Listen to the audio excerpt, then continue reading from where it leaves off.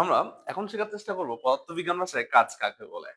আমরা in generally জেনে রাখি কোনো কিছু করাকে কাজ বলে, কিন্তু পদার্থবিজ্ঞানের ভাষায় কি তাহলে দেখার চেষ্টা করব কাজ আসলে কি। তো দেখো কি বলছে, কোনো বস্তুর উপর বল প্রয়োগে যদি বস্তুর স্মরণ ঘটে, তাহলে বস্তুর উপর আমরা বল প্রয়োগ করব। তো ধরে নিচ্ছি এটা একটা তল। হুম, এটা একটা তল। এই তলের উপর একটা বস্তু আছে। এই বস্তুটা হচ্ছে তোমার এম ভর বিশিষ্ট বস্তু।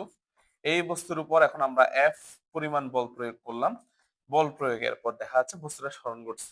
এই সরণটা সোজাসুজি হতে পারে, এই সরণটা থিটা কোণে হতে পারে। তো আমরা ধরে নিচ্ছি এই সরণটা হচ্ছে থিটা কোণে। তো কার সাথে থিটা কোণে? ভূমির সাথে থিটা কোণে সরণ ঘটেছে। আমরা জানি বলকে প্রকাশ করা হয় এফ দ্বারা, আর সরণকে প্রকাশ করা হয় এস দ্বারা।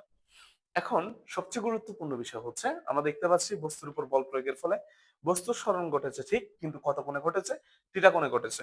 এখন এই ক্ষেত্রে কিন্তু কাজটা কেমন হবে সেটা আমাদের বের করতে হবে পরবর্তী লাইন পরে। তবে বল ও বলের দিকে সরণের উপাংশের গুণফলকে কি বলে? কাজ বলে। তাহলে কি বলছে, কোনো বস্তুর উপর বল প্রয়োগ করলে বস্তুর কি ঘটবে? সরণ ঘটবে ঠিক।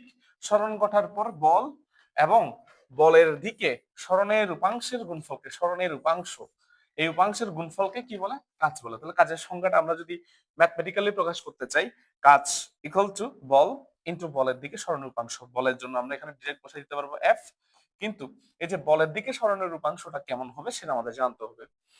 ইন জেনারেলি জানার জন্য জাস্ট শর্টকাট বলে দিচ্ছি, বলের দিকে সরণের রূপাংশের মানটা হচ্ছে cos থিটা।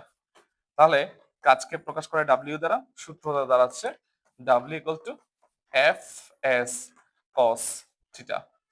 এখন সবচেয়ে গুরুত্বপূর্ণ বিষয় হচ্ছে আমাদের জানতে মন চাচ্ছে এই জিনিসটা, স্যার বলের দিকে সরণের উপাংশের জায়গায় আপনি এস cos থিটা কেমনে ব্যবহার করেছেন।